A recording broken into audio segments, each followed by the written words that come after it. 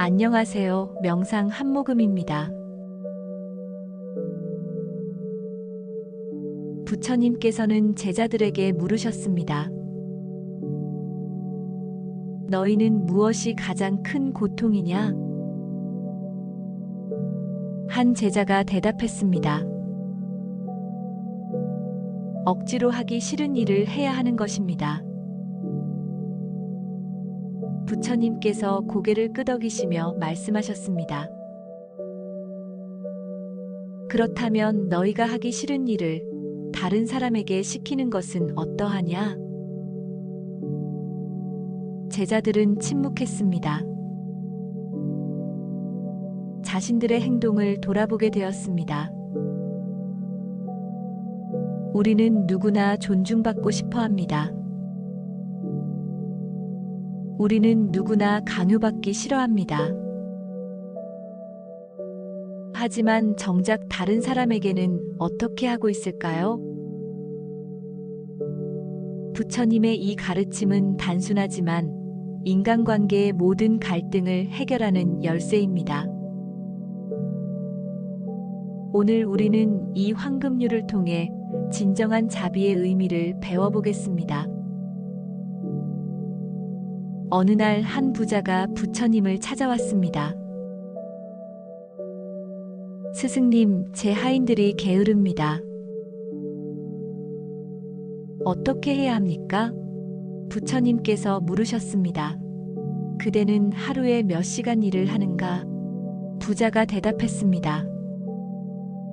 저는 관리만 합니다. 직접 일은 하지 않습니다. 그렇다면 그대의 하인들은 몇 시간 일하는가? 해가 뜰 때부터 질 때까지 일합니다. 부처님께서 다시 물으셨습니다. 그대가 만약 해가 뜰 때부터 질 때까지 일해야 한다면 어떻겠는가? 부자는 잠시 생각했습니다. 그것은 너무 힘들 것입니다. 그렇다. 그대가 하기 싫은 일을 다른 사람에게 시키고 있구나. 부자는 부끄러운 표정을 지었습니다. 이 이야기는 우리 모두에게 해당됩니다. 우리는 자신도 모르게 다른 사람에게 부담을 줍니다. 내가 하기 싫은 일, 내가 받기 싫은 대우를 남에게 합니다. 부처님께서는 이것을 가장 기본적인 도덕률로 가르치셨습니다. 자신에게 좋지 않은 것을 남에게도 하지 말라. 이것은 모든 종교와 철학이 공통으로 가르치는 진리입니다. 공자는 자기가 원하지 않는 것을 남에게 베풀지 말라고 했습니다. 예수님은 남에게 대접받고자 하는 대로 남을 대접하라고 하셨습니다. 부처님께서는 자비심으로 모든 존재를 대하라고 하셨습니다. 왜 모든 성인들이 같은 가르침을 주셨을까요? 그것이 인간관계의 가장 근본적인 원리이기 때문입니다. 우리는 모두 행복을 원합니다. 우리는 모두 고통을 피하고 싶어 합니다. 이 점에서 모든 사람은 평등합니다. 부처님께서는 모든 중생은 고통을 싫어한다고 하셨습니다. 나도 고통을 싫어하듯 다른 사람도 고통을 싫어합니다. 나도 존중받고 싶듯 다른 사람도 존중받고 싶어 합니다. 이것을 진정으로 이해할 때 우리의 행동이 바뀝니다. 한 제자가 부처님께 여쭈었습니다. 스승님, 저는 종종 화를 냅니다. 어떻게 해야 합니까? 부처님께서 물으셨습니다. 누군가 내게 화를 낸다면 기분이 어떠하냐? 불편하고 기분이 나쁩니다. 그렇다면 내가 화를 낼 때 상대방도 같은 기분일 것이다. 내가 받기 싫은 것을 남에게 주고 있는 것이니라. 제자는 깨달았습니다. 자신이 다른 사람에게 주는 감정이 곧 자신이 받게 되는 감정임을. 부처님께서는 이것을 업의 법칙이라고 하셨습니다. 너희가 뿌린 대로 거두리라. 화를 뿌리면 화를 거두고 사랑을 뿌리면 사랑을 거둡니다. 이것은 단순한 도덕적 교훈이 아닙니다. 삶의 실제 작동 원리입니다. 우리가 다른 사람에게 주는 것은 결국 우리에게 돌아옵니다. 한 마을에 욕심 많은 상인이 살았습니다. 그는 물건을 팔 때 항상 속였습니다. 저울을 조작하고 질 나쁜 물건을 좋은 것처럼 팔았습니다. 어느 날 그는 다른 마을에 장사를 하러 갔습니다. 그곳에서 그는 속임을 당했습니다. 저울이 조작된 것도 모르고 물건을 샀습니다. 돌아와서야 그는 깨달았습니다. 자신이 다른 사람에게 했던 것을 당한 것입니다. 그는 부처님을 찾아가 참회했습니다. 스승님, 이제야 알겠습니다. 제가 남에게 한 것이 제게 돌아왔습니다. 부처님께서 말씀하셨습니다. 그렇다. 이것이 업의 법칙이니라. 내가 남에게 하는 모든 것은 씨앗이 되어 너에게 열매를 맺느니라. 좋은 씨앗을 뿌리면 좋은 열매를, 나쁜 씨앗을 뿌리면 나쁜 열매를 거두느니라. 이것을 이해하면 우리는 더 이상 남을 속이거나 해칠 수 없습니다. 왜냐하면 그것이 결국 나를 해치는 것임을 알기 때문입니다. 부처님께서는 자비는 지혜에서 나온다고 하셨습니다. 다른 사람을 해치지 않는 것이 곧 나를 보호하는 길입니다. 그렇다면 우리는 일상에서 어떻게 실천할 수 있을까요? 먼저 자신의 행동을 관찰해야 합니다. 내가 지금 하려는 이 행동을 만약 누군가 나에게 한다면? 이렇게 질문하는 것입니다. 한 어머니가 아이에게 소리를 지르려 했습니다. 그 순간 그녀는 멈췄습니다.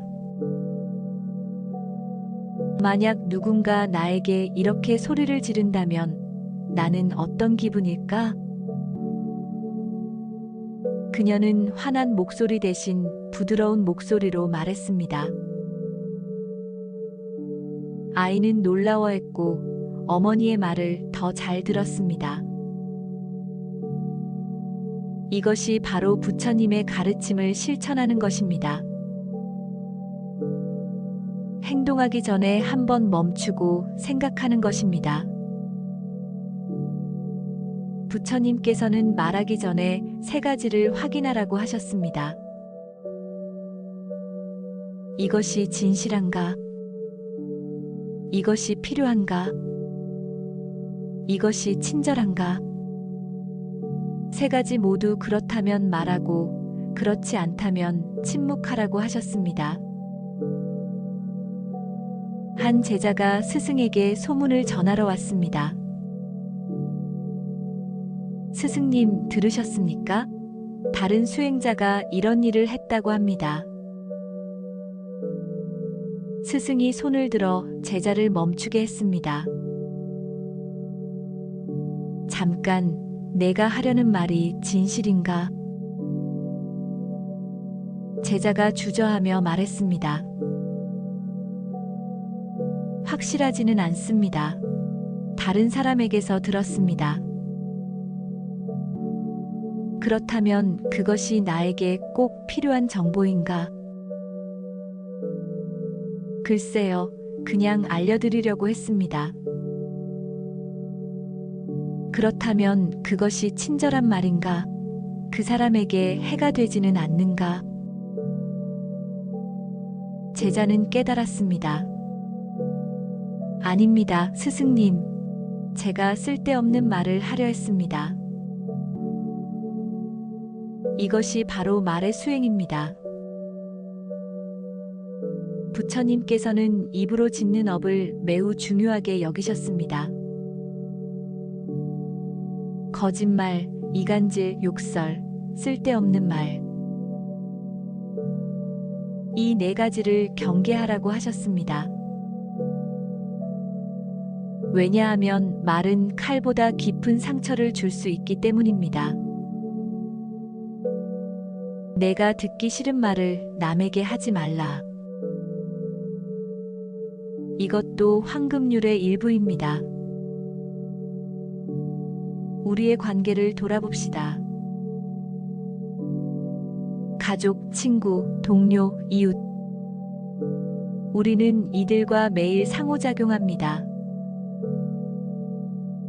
그 과정에서 얼마나 자주 이 원칙을 지키고 있을까요? 한 남편이 아내에게 불평했습니다. 당신은 왜 집안일을 제대로 못하오? 아내가 대답했습니다. 당신은 집안일을 해본 적이 있나요? 내가 왜 그걸 해야 하오?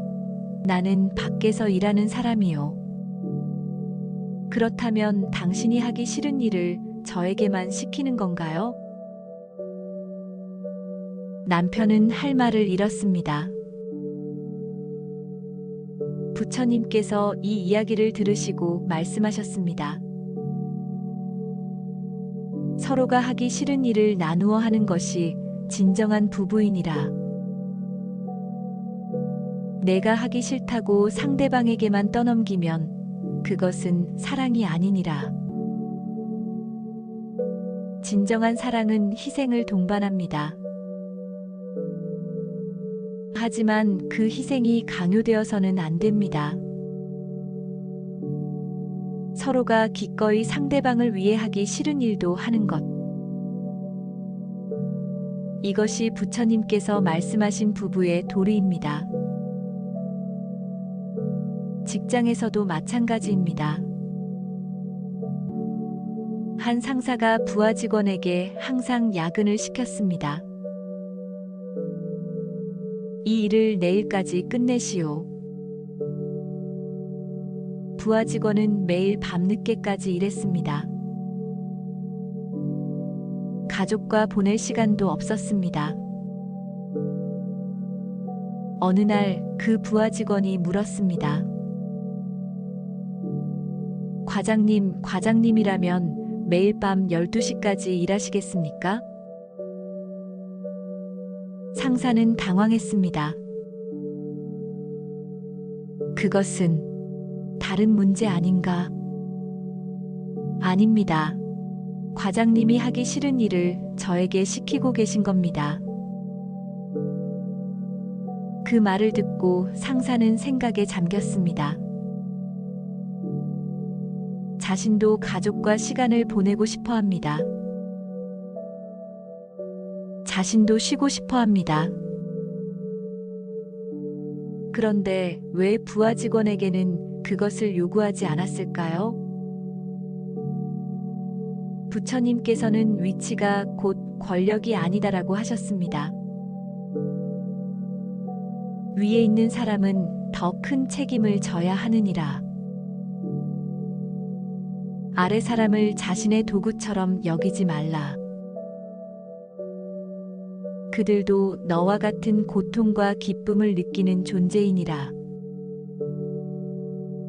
이것을 깨닫는 것이 진정한 리더십입니다. 부모와 자녀 관계도 살펴봅시다. 한 어머니가 딸에게 말했습니다.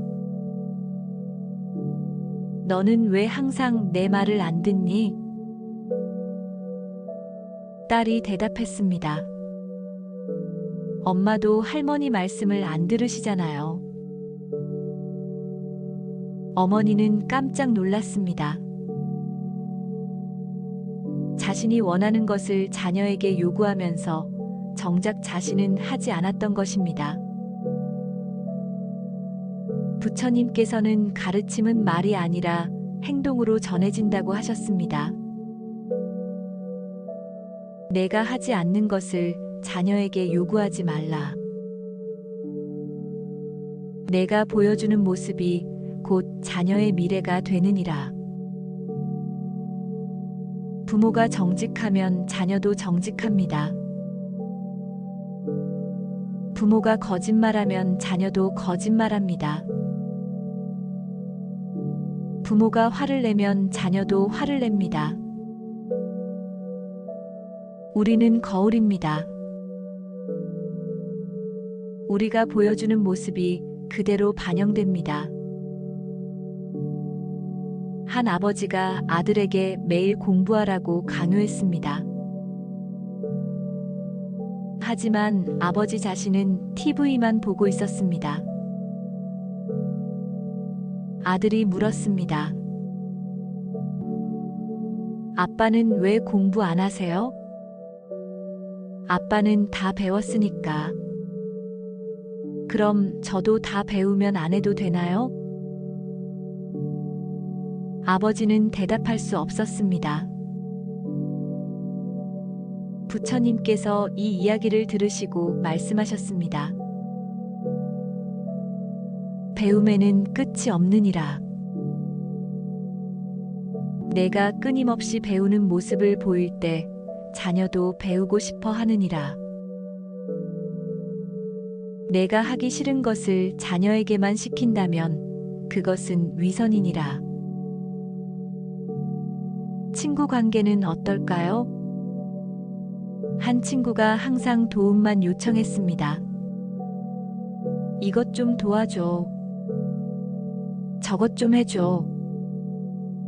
하지만 정작 상대방이 도움을 청하면 바쁘다고 했습니다. 결국 그 친구는 모든 친구를 잃었습니다. 부처님께서는 우정은 주고받음의 균형이라고 하셨습니다. 내가 받기만 원한다면 그것은 우정이 아니니라. 내가 하기 싫은 것을 친구에게만 시킨다면 친구는 떠나가느니라. 진정한 친구는 서로 돕는 관계입니다. 한쪽만 주고 한쪽만 받는 것은 우정이 아닙니다. 부처님께서는 좋은 친구의 4가지 조건을 말씀하셨습니다. 어려울 때 돕는 친구, 기쁨과 슬픔을 함께하는 친구, 좋은 길로 인도하는 친구, 자비심이 있는 친구. 이런 친구가 되려면 먼저 내가 이런 친구가 되어야 합니다. 내가 받고 싶은 대우를 먼저 상대방에게 해주어야 합니다. 한 청년이 부처님께 물었습니다. 스승님, 왜 저에게는 좋은 친구가 없습니까?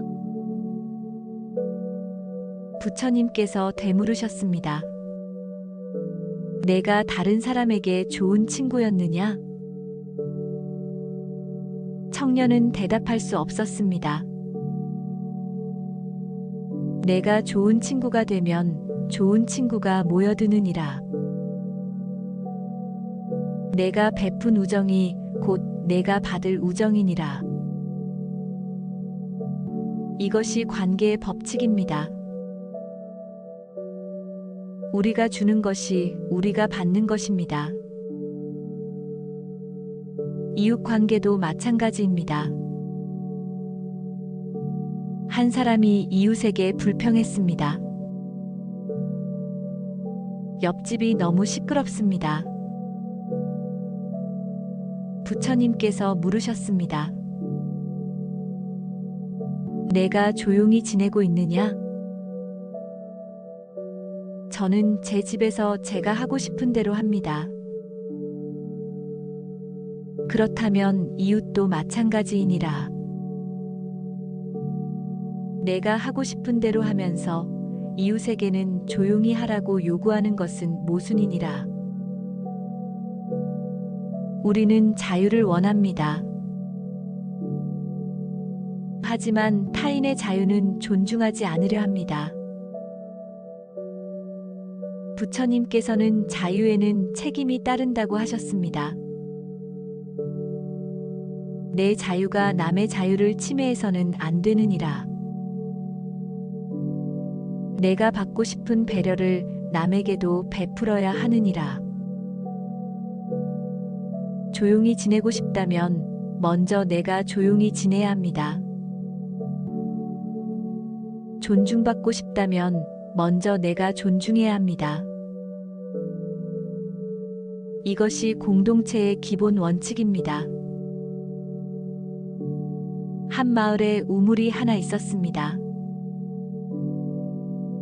모든 주민이 그 우물을 사용했습니다. 어느 날 한 사람이 우물에 쓰레기를 버렸습니다. 다른 주민들이 항의했습니다. 우리가 마시는 물인데 왜 쓰레기를 버립니까? 그 사람이 대답했습니다. 저는 물을 많이 마시지 않습니다. 부처님께서 이 이야기를 들으시고 말씀하셨습니다. 공동의 것은 모두의 것이니라. 내가 조금만 사용한다고 해서 함부로 해서는 안 되느니라. 내가 마시는 물을 더럽히고 싶지 않다면 남이 마시는 물도 더럽히지 말라. 이것은 환경 문제에도 적용됩니다. 우리는 모두 이 지구에 함께 살고 있습니다. 내가 쓰레기를 버리면 결국 그것은 나에게 돌아옵니다. 공기를 오염시키면 내가 그 공기를 마십니다. 물을 오염시키면 내가 그 물을 마십니다. 부처님께서는 모든 것은 연결되어 있다고 하셨습니다. 너와 나, 사람과 자연은 하나로 연결되어 있느니라. 하나를 해치면 전체가 해를 입느니라. 그래서 우리는 책임감을 가져야 합니다. 내 행동이 다른 사람에게, 자연에게 어떤 영향을 미치는지 생각해야 합니다. 한 제자가 물었습니다. 스승님, 제가 작은 쓰레기 하나를 버린다고 해서 무슨 문제가 됩니까? 부처님께서 강을 가리키며 말씀하셨습니다. 저 강을 보라. 작은 물방울들이 모여 저렇게 큰 강을 이루었느니라. 마찬가지로 작은 쓰레기도 모이면 큰 산이 되느니라. 내 작은 행동이 모여 큰 변화를 만드느니라. 우리는 종종 나 하나쯤이야라고 생각합니다. 하지만 모든 사람이 그렇게 생각하면 어떻게 될까요? 부처님께서는 변화는 한 사람에서 시작된다고 하셨습니다. 내가 바르게 행동하면 그것을 보고 다른 사람도 따르느니라. 내가 먼저 모범을 보여야 하느니라. 이제 우리는 더 깊은 차원으로 들어가 봅시다. 내가 하기 싫은 일을 남에게 시키지 말라. 이 말씀의 진정한 의미는 무엇일까요? 그것은 바로 자비입니다. 자비란 무엇일까요?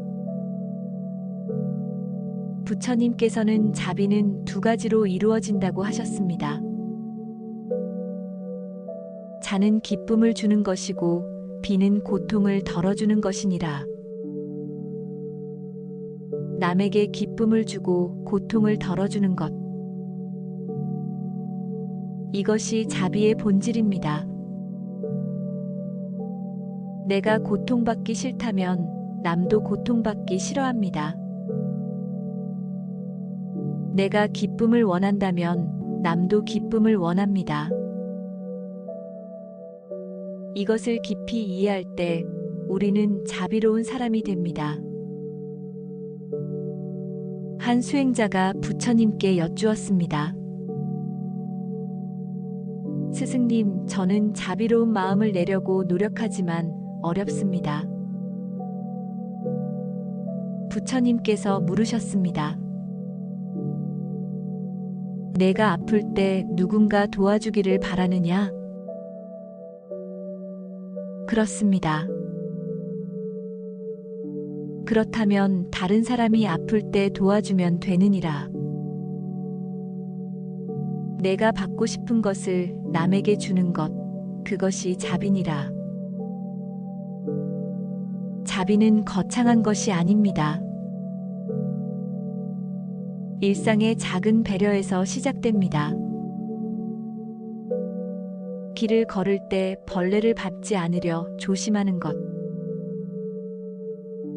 말할 때 상대방의 기분을 생각하는 것. 물건을 살 때 판매하는 사람에게 친절한 것. 이 모든 것이 자비의 실천입니다. 부처님께서는 작은 자비가 큰 자비를 만든다고 하셨습니다. 작은 친절을 무시하지 말라. 작은 물방울이 모여 바다를 이루듯 작은 자비가 모여 큰 사랑이 되느니라. 한 노인이 매일 아침 길가에 쓰레기를 주웠습니다. 누군가 물었습니다. 할아버지, 왜 그러십니까? 그것은 할아버지가 버린 것도 아닌데요. 노인이 대답했습니다. 나도 이 길을 걷는 사람이요. 깨끗한 길을 걷고 싶소. 내가 깨끗한 길을 걷고 싶다면 다른 사람도 그럴 것이요. 그래서 내가 먼저 청소하는 것이요. 이것이 바로 보살의 마음입니다. 자신만을 위하지 않고 모두를 위해 행동하는 것. 부처님께서는 보살은 자신의 이익을 뒤로하고 남의 이익을 먼저 생각한다고 하셨습니다. 하지만 이것은 자신을 희생하라는 뜻이 아닙니다. 자신을 돌보면서 동시에 남도 돌보라는 것입니다. 한 제자가 물었습니다. 스승님, 남을 위해 제 자신을 희생해야 합니까? 부처님께서 대답하셨습니다. 아니니라. 내가 건강하지 못하면 남을 도울 수 없느니라. 먼저 내 자신을 돌보라. 그리고 그 힘으로 남을 도우라. 비행기에서 산소 마스크를 먼저 자신이 쓰고 나서 남을 돕듯이 자기 자신을 사랑하는 것과 남을 사랑하는 것은 대립되지 않습니다.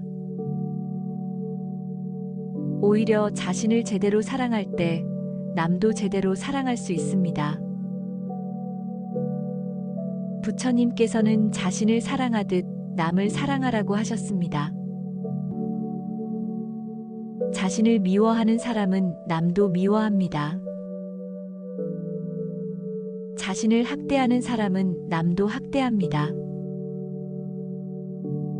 그래서 먼저 자기 자신과 화해해야 합니다. 한 여인이 부처님께 찾아왔습니다. 스승님, 저는 저 자신이 너무 싫습니다. 부처님께서 물으셨습니다. 왜 그러하냐? 저는 못생기고 능력도 없고 쓸모없는 사람입니다. 부처님께서 말씀하셨습니다. 내가 길에서 다친 새를 발견한다면 어떻게 하겠느냐? 치료해주고 돌봐줄 것입니다. 그렇다면 왜 너 자신에게는 그렇게 하지 않느냐? 너도 치료와 돌봄이 필요한 존재이니라. 여인은 눈물을 흘렸습니다. 자신에게도 자비를 베풀어야 한다는 것을 깨달았습니다. 부처님께서는 자해 명상을 가르치셨습니다. 먼저 자기 자신에게 말합니다. 내가 행복하기를, 내가 평화롭기를, 내가 건강하기를. 그 다음 사랑하는 사람에게 말합니다. 당신이 행복하기를, 당신이 평화롭기를, 당신이 건강하기를. 그 다음 중립적인 사람에게 말합니다. 마지막으로 나를 힘들게 하는 사람에게도 말합니다. 이렇게 자비의 범위를 넓혀가는 것입니다. 한 수행자가 물었습니다. 스승님, 나를 해친 사람에게도 자비를 베풀어야 합니까? 부처님께서 대답하셨습니다. 그렇다. 특히 그런 사람에게 더욱 자비를 베풀어야 하느니라. 왜냐하면 그들이 가장 고통받는 사람들이기 때문이니라. 행복한 사람은 남을 해치지 않느니라. 이것은 쉽지 않은 가르침입니다. 나를 해친 사람을 용서하고 자비를 베푸는 것. 하지만 부처님께서는 이것이 진정한 자유의 길이라고 하셨습니다. 한 남자가 부처님께 침을 뱉었습니다. 제자들이 화를 냈지만 부처님께서는 평온하셨습니다. 다음 날 그 남자가 다시 찾아와 사죄했습니다. 스승님, 용서해 주십시오. 부처님께서 말씀하셨습니다. 어제 침을 뱉은 사람과 오늘 사죄하는 사람은 같은 사람이냐? 예, 저입니다. 아니니라. 어제의 너는 이미 사라졌고 오늘의 너는 새로운 사람이니라. 용서할 것도 없느니라. 이미 그 사람은 없으니까. 이것이 부처님의 지혜입니다. 모든 것은 변합니다. 어제의 악인이 오늘의 선인이 될 수 있습니다. 그래서 절대적인 판단을 하지 말라는 것입니다. 사람은 고정된 존재가 아닙니다. 끊임없이 변화하는 흐름입니다. 부처님께서는 모든 사람에게 변화의 기회를 주라고 하셨습니다. 과거의 잘못으로 영원히 판단하지 말라. 지금 이 순간에 그 사람을 보라.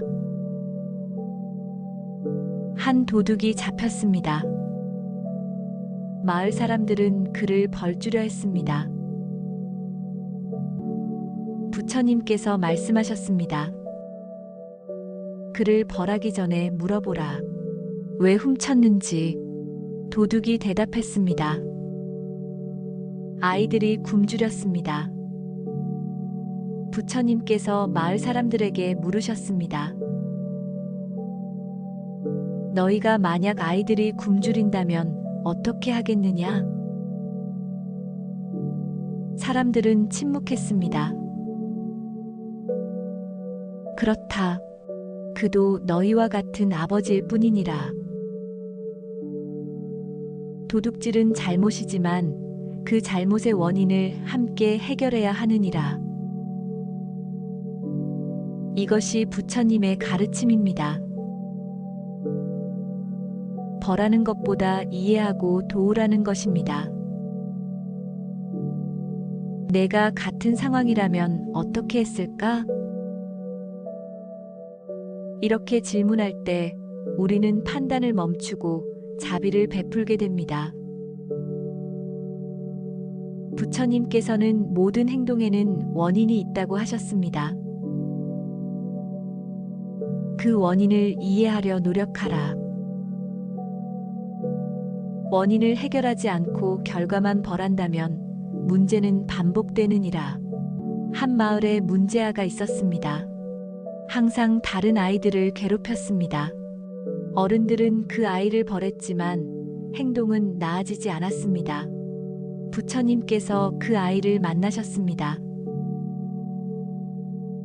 너는 왜 다른 아이들을 괴롭히느냐? 아이가 울며 대답했습니다. 집에서 아버지가 저를 때립니다. 부처님께서 이해하셨습니다. 아이는 자신이 받은 고통을 다른 아이들에게 푸는 것이었습니다. 부처님께서는 먼저 그 아버지를 만나셨습니다.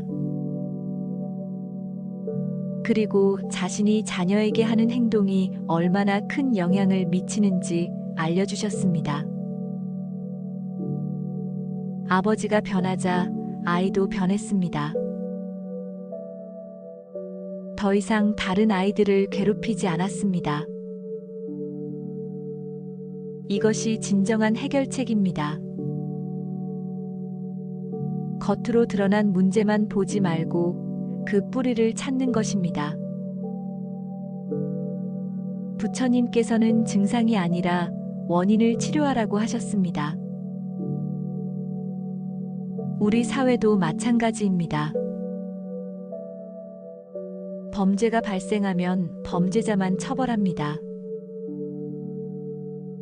하지만 왜 범죄가 발생했는지는 살피지 않습니다. 부처님께서는 사회가 건강해야 개인도 건강하다고 하셨습니다. 가난과 불평등이 범죄를 만드느니라. 교육과 기회의 부족이 문제를 만드느니라. 이것을 해결하지 않고 개인만 벌한다면 문제는 끝나지 않느니라. 그렇다면 우리는 무엇을 해야 할까요? 각자의 위치에서 할 수 있는 일을 하는 것입니다. 부처님께서는 작은 실천이 큰 변화를 만든다고 하셨습니다. 부모라면 자녀에게 자비를 가르치십시오. 교사라면 학생들에게 배려를 가르치십시오. 리더라면 부하들을 존중하십시오. 이웃이라면 서로 돕고 사십시오.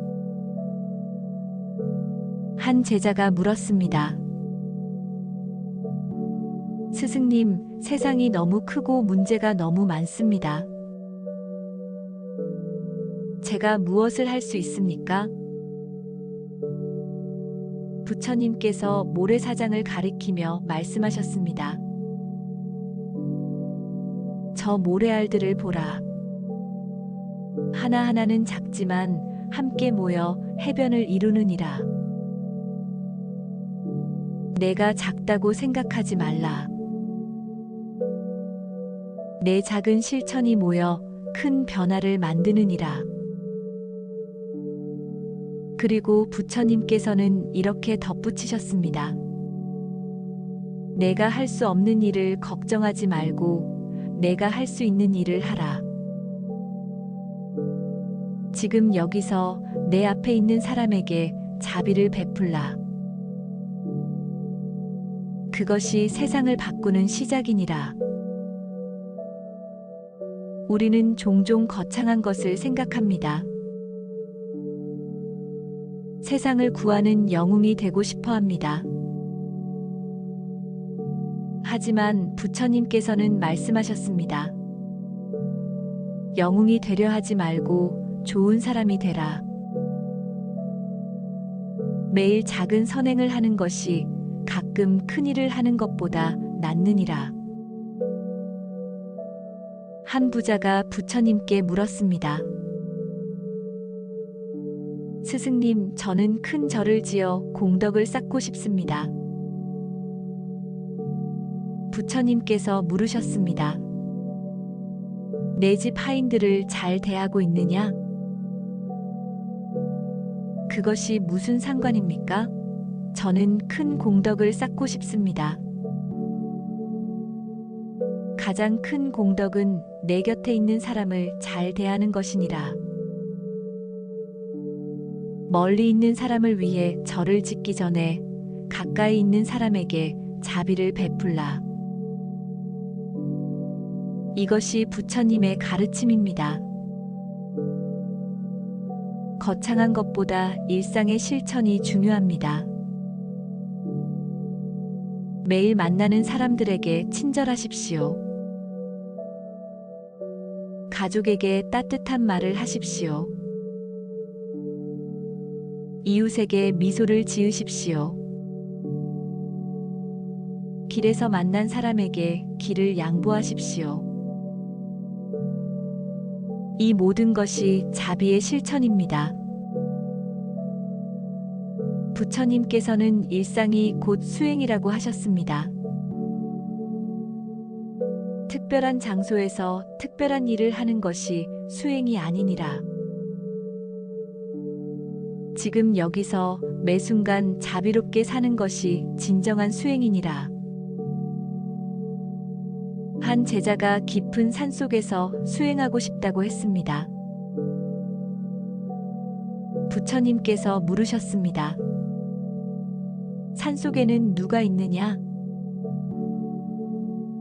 아무도 없습니다. 그래서 조용히 수행할 수 있습니다. 그렇다면 누구에게 자비를 베풀 것이냐? 자비는 사람들 속에서 배우는 것이니라. 홀로 산속에 있으면 자비를 배울 수 없느니라. 제자는 깨달았습니다. 진정한 수행은 사람들과 함께 살면서 자비를 실천하는 것임을. 부처님께서는 세상이 곧 도량이라고 하셨습니다. 내가 사는 곳이 바로 수행처이니라. 가정이 절이고 직장이 수행처이고 거리가 명상의 장소이니라. 이제 우리는 처음의 질문으로 돌아갑니다. 내가 하기 싫은 일을 남에게 시키지 말라. 이 말씀은 단순해 보이지만 모든 가르침을 담고 있습니다. 이것을 실천하면 모든 계율을 지키는 것입니다. 살생하지 않는 것, 내가 죽고 싶지 않으니 남도 죽이지 않습니다. 도둑질하지 않는 것, 내 것을 빼앗기기 싫으니 남의 것도 훔치지 않습니다. 거짓말하지 않는 것, 내가 속고 싶지 않으니 남도 속이지 않습니다.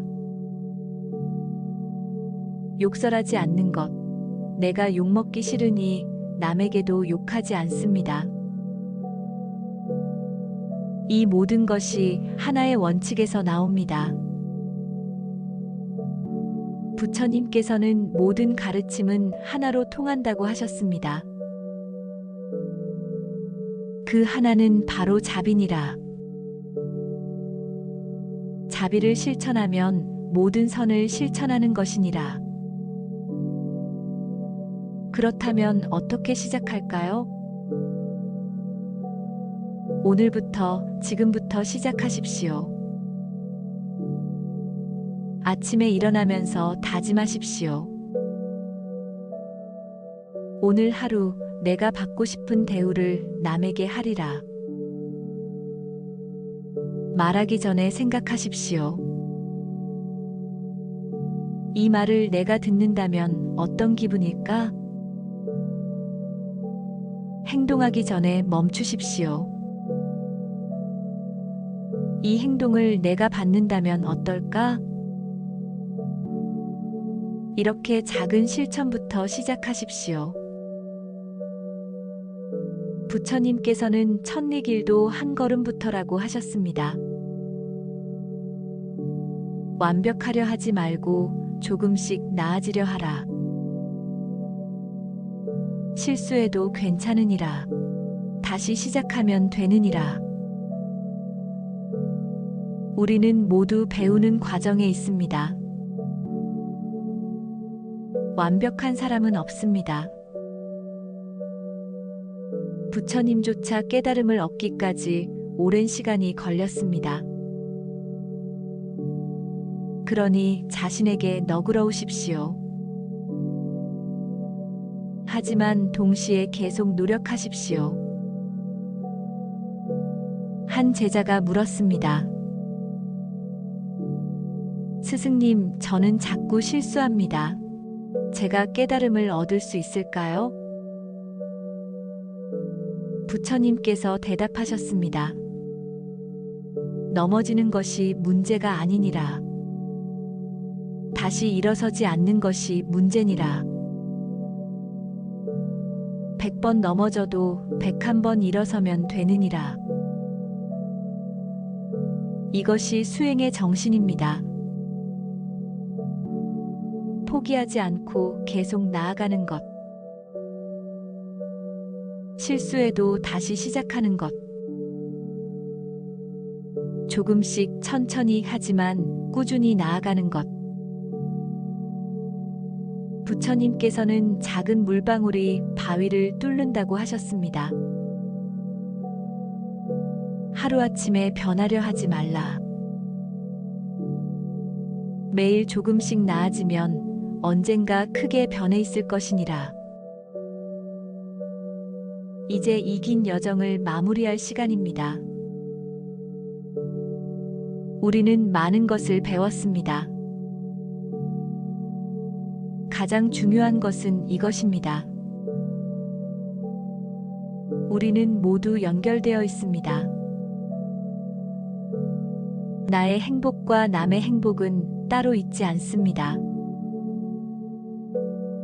내가 남을 행복하게 하면 나도 행복해집니다. 내가 남에게 고통을 주면 그 고통은 나에게 돌아옵니다. 부처님께서는 너와 나는 둘이 아니니라고 하셨습니다. 모든 존재는 하나로 연결되어 있느니라. 남을 해치는 것은 곧 나를 해치는 것이니라. 남을 돕는 것은 곧 나를 돕는 것이니라. 이것을 깊이 이해할 때 우리는 변합니다. 더 이상 남과 나를 구분하지 않게 됩니다. 모든 존재를 내 가족처럼 여기게 됩니다. 그때 진정한 평화가 찾아옵니다. 부처님께서 마지막으로 말씀하셨습니다. 내가 하기 싫은 일을 남에게 시키지 말라. 이것을 실천하면 너는 이미 깨달음에 가까이 있느니라. 말이 아니라 행동으로 보여라. 내 삶 자체가 가르침이 되게 하라. 오늘부터 이 가르침을 실천해 봅시다. 한 번에 모든 것을 바꾸려 하지 마십시오. 작은 것부터 시작하십시오. 오늘 한 사람에게 친절하십시오. 오늘 한 번 화내려던 것을 참으십시오. 오늘 한마디 좋은 말을 하십시오. 이렇게 하루하루 쌓아가다 보면 어느새 당신은 변해 있을 것입니다. 그리고 당신 주변도 변해 있을 것입니다. 부처님께서는 한 사람의 변화가 세상을 바꾼다고 하셨습니다. 내가 빛이 되면 어둠은 스스로 사라지느니라. 내가 평화로우면 주변도 평화로워지느니라. 내가 자비로우면 세상도 자비로워지느니라. 이것이 부처님의 마지막 가르침입니다. 세상을 바꾸려 하지 말고 자신을 바꾸십시오. 자신이 변하면 세상은 저절로 변합니다. 지금까지 명상 한모금이었습니다.